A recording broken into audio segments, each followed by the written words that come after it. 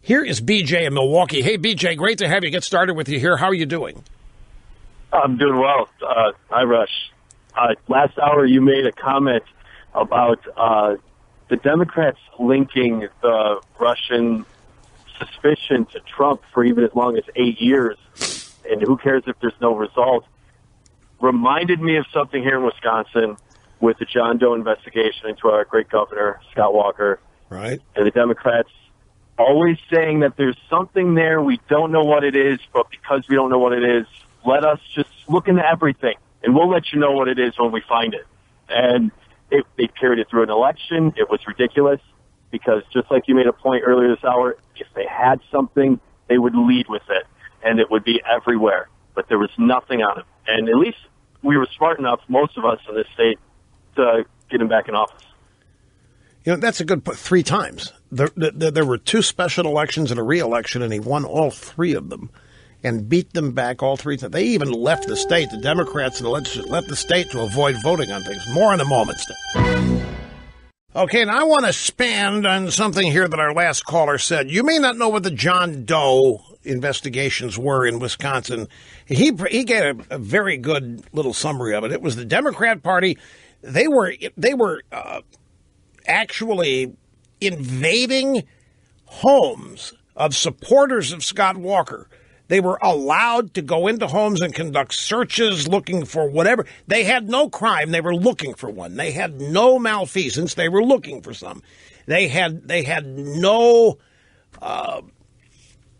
unethical behavior by the governor. They were looking for it. Now, the point that he was making is that the people of Wisconsin did not let the Democrats there get away with it.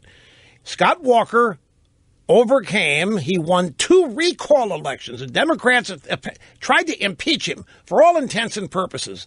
They tried to impeach him twice by having recall elections. He beat both those back and then was reelected. He won 3 elections in a 6-year period. Now that happened. And then, of course, Wisconsin went for Trump. And his point was the people of Wisconsin did not let the Democrat Party get away with that. Now, that's true. I'm not trying to take any credit away from Governor Walker and his campaign skills and all that, but the people of Wisconsin that voted for Walker stuck with him, and they weren't swayed by this because Walker had dismantled much of the union machinery in Wisconsin. Teachers union, and that was the big one because it always is, and some others as well.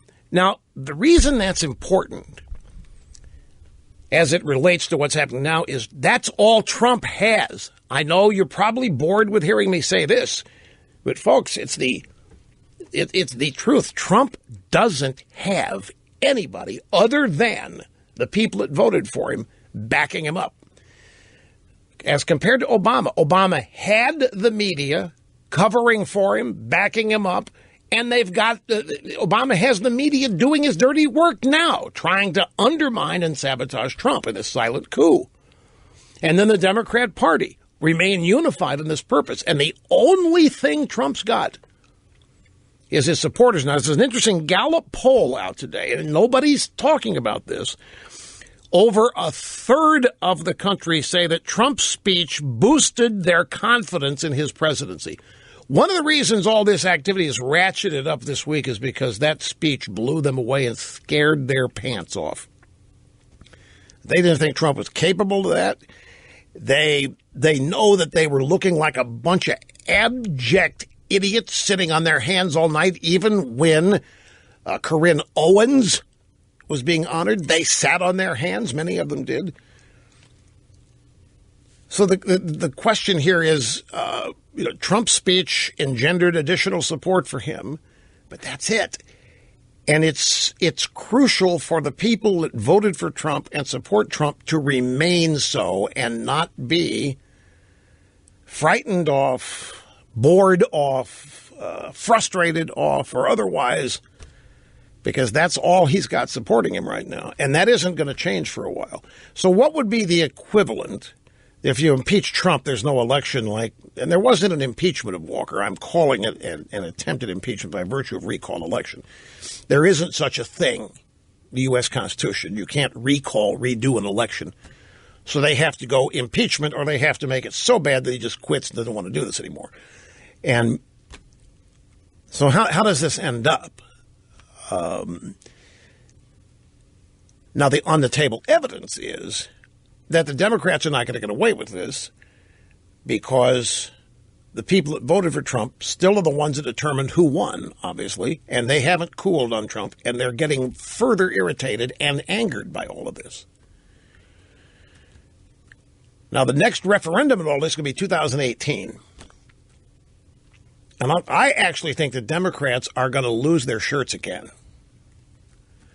Remember, the media tries to make it look like in their coverage every day that all they're doing is echoing the opinion of the majority of Americans, that, well, everybody agrees with it. Everybody knows that Trump rigged the election. Everybody knows that Trump had a deal going on out there with the Russians. Everybody knows this.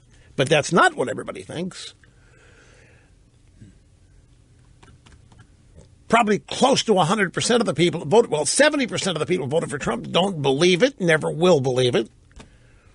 And I actually believe that the Democrats are so overdoing this in their panic that it's going to backfire on them. But we're not going to know that for a while. Trump could hasten this by really blasting back at these people. And you can do it in substantive ways.